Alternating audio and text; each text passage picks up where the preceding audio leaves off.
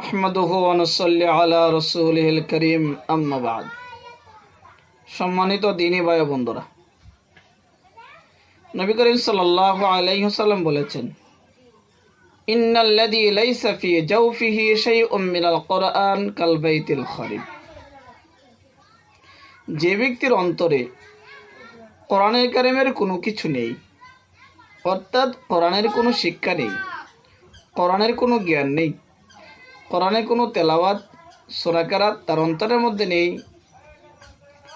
তার এই অন্তরটা হলো অনাবাদী ঘরের নেই, যে ঘরের মধ্যে কোনো মানুষ বসবাস করে না।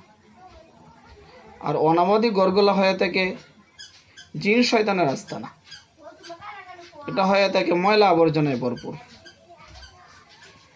এই জন্য প্রত্যেকটা মুমিন মুসলমানকেই বাধ্যতামূলকভাবে কোরআনুল কারীমের তেলাওয়াত শিক্ষা করতে হবে। কোরআনের তেলাওয়াত শিক্ষা করা প্রত্যেকের ওপর ফরজ।